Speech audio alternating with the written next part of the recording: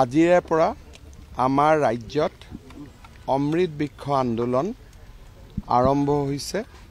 এইবাৰ অমৃত বৃক্ষ আন্দোলনৰ যিটো মুখ্য থিম, সেই থিমটো হৈছে এডাল গছ মোৰ মাৰ নামত।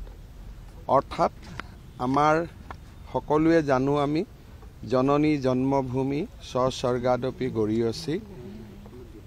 এজন মানুহৰ জীৱনত নিজৰ মাতৃতকৈ আন কোনো সৰ্বশ্ৰেষ্ঠ হ'ব নোৱাৰে। মায়ে মোক জন্ম দিয়াৰ পৰা লালন পালন কৰাৰ পৰা জীৱনৰ প্ৰতিটো বিন্দুতে সাহস আৰু প্ৰেৰণা যোগায়।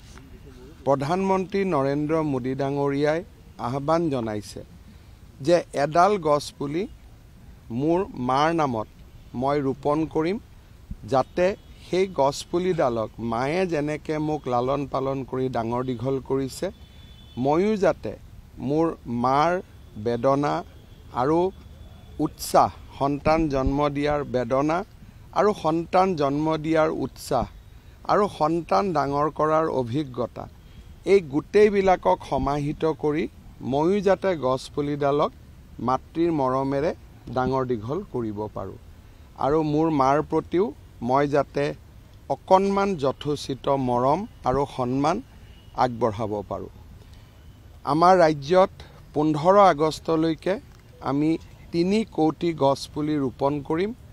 এইবাৰৰ অমৃত বৃক্ষ আন্দোলনৰ এটা সফলতা হ'ল যে এই 3 কোটি গছপুলি আমাৰ বন বিভাগে নিজৰ নাৰ্চাৰীত যোৱা এটা বছৰৰ পৰিশ্ৰমৰ মাজেৰে তেওঁলোকে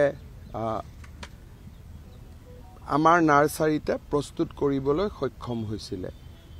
আৰু মই ভাবোঁ যে এই ধৰণে নিজৰ নাৰ্চাৰীতে গছপুলি প্ৰস্তুত কৰা আৰু 3 কোটি গছপুলি আমাৰ অসমৰ চুকে কোণে ৰোপণ কৰা, এই কামত যদি আমি সফল হওঁ, ই পাৰিপাৰ্শ্বিকতা ৰক্ষা কৰাৰ বাবে ই এক অসমৰ বহুত ডাঙৰ অৱদান হ'ব।